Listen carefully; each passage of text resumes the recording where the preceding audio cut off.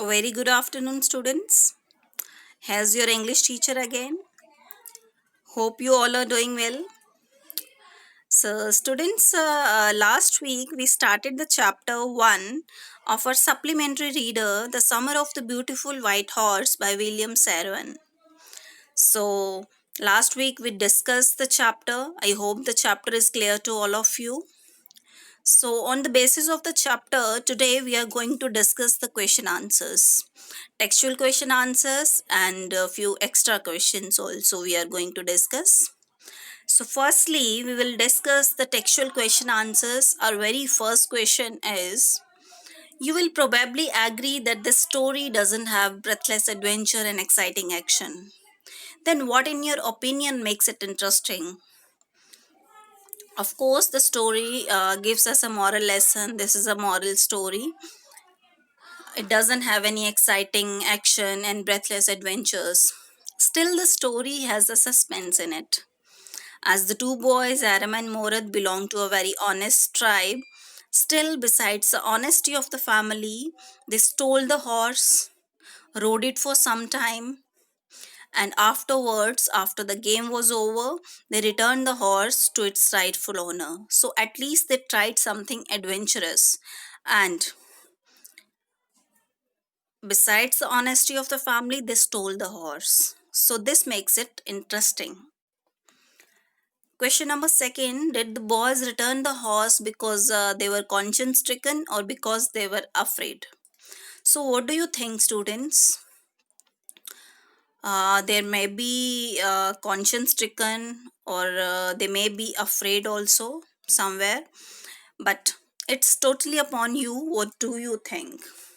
How you think, like? But according to me, they were not afraid. They returned the horse just because they were conscience stricken. Their family was known for the honesty, and when they met John Byro on the road, and John Byro didn't suspect the two boys, as the family of the two boys known for the honesty for the last 11 centuries, so he didn't suspect the two boys. Though he recognized his horse, still he said that maybe it is the twin of my horse. This is not my horse. I could have suspected the boys if the boys were not from the Gregorian tribe, which is known for the honesty for the last 11 centuries. So, afterwards, the two boys realized and returned the horse to John Byro. Somewhere that incident struck the two boys, and they decided to take the horse back to the farmer's vineyard to put it in the barn. So, this is it. But you can write the answer if in that way also, if you think that they were afraid somewhere also. So you can write the answer according to your thinkings. So our next question is: one day back there in the good old days when I was 9 and the world was full of every imaginable kind of magnificence and life was still a delightful and mysterious dream. The story begins in a mood of nostalgia.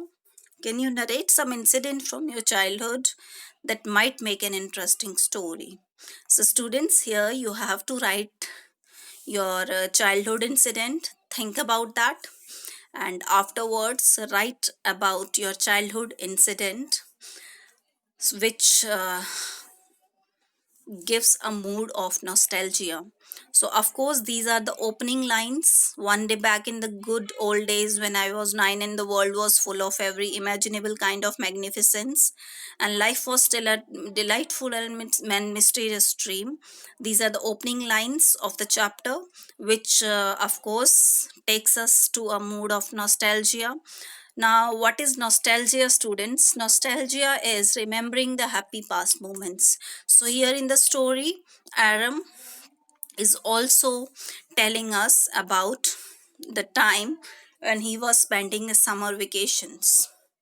So, of course, these lines, these opening lines, takes us back to our memories, past old memories. So, remember any of your childhood moment and narrate the incident in the answer of the question.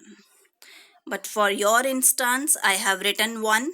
You can go through it and accordingly you can share your own childhood incident in the question, in the answer of the question.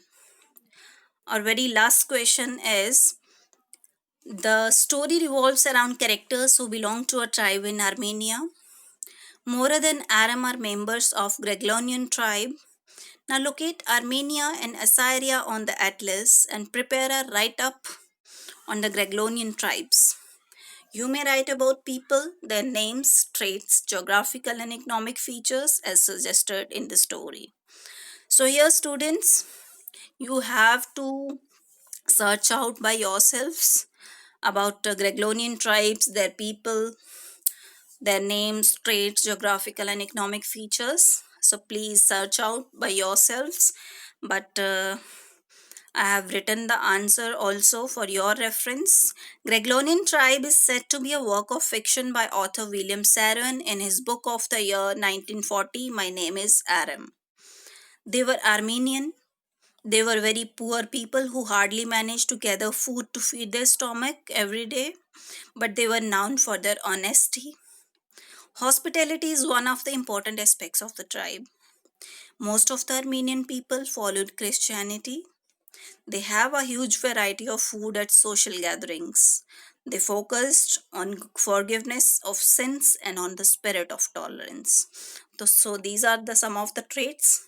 You have to find out the economic, geographical features of that tribe. So please search out and write the answer.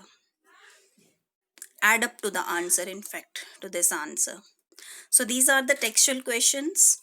Now let's discuss few extra questions also, students. So I will discuss with you the extra questions. You have to write the answers by yourself, but I will discuss it with you. So first question is, to which tribe did Morad and Aram belong? Which traits of the tribe are highlighted in the story? So of course we all know that Morad and Aram belongs to the Greglonian tribe, and that tribe was a very poor tribe, but since the poverty, they were very poor, they were poverty stricken, but the family was known for the honesty also. They were poor people, but they were known for the honesty. Second is, what was the narrator's immediate reaction when he saw his cousin Morad sitting on a beautiful white horse? So what was the first reaction, students? Think. Actually, when Aram looked outside the window, he was just shocked to see that Morad is sitting on a very beautiful white horse. He was just shocked and lost in thinking the different type of possibilities, that how could he able to manage to sit on a very beautiful white horse. So he was just lost to think. Firstly, he was thinking maybe Morad has stolen the horse. Then he was thinking maybe he was dreaming, but since it was with the daybreak, he could believe that this is not the dream. I'm not dreaming. Morad is still sitting on a very beautiful white horse, actually. So he was just shocked and lost in thinking different type of possibilities, that how he could manage to sit on a very beautiful white horse.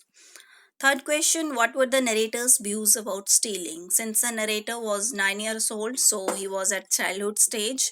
So in his childhood, they only consider stealing is stealing for money only. So they couldn't consider it stealing until and unless they offer to sell the horse. So they were just thinking that we have stolen the horse just to ride.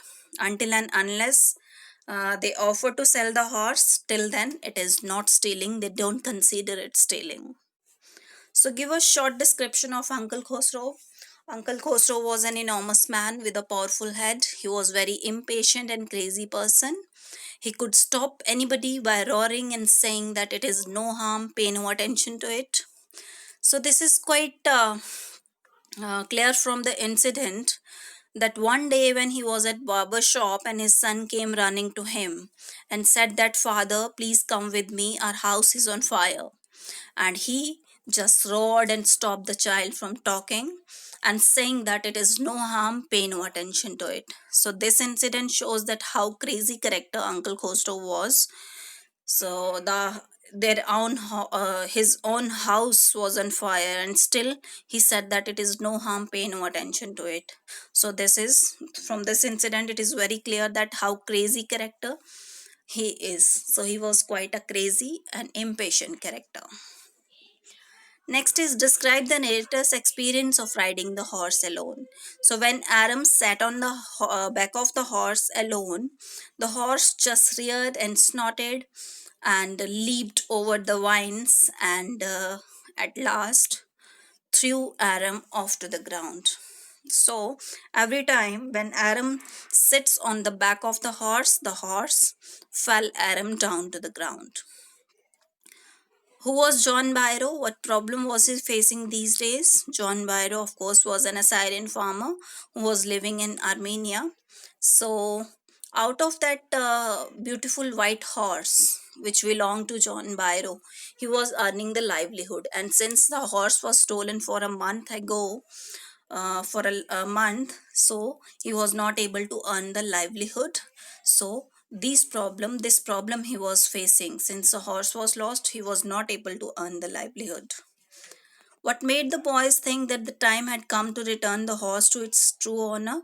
Well, of course, when they met John Byro on the road, and John Byro recognized the horse, still he didn't suspect the two boys, as the two boys belonged to the Armenian to a Gregorian tribe which is known for the honesty for the last 11 centuries.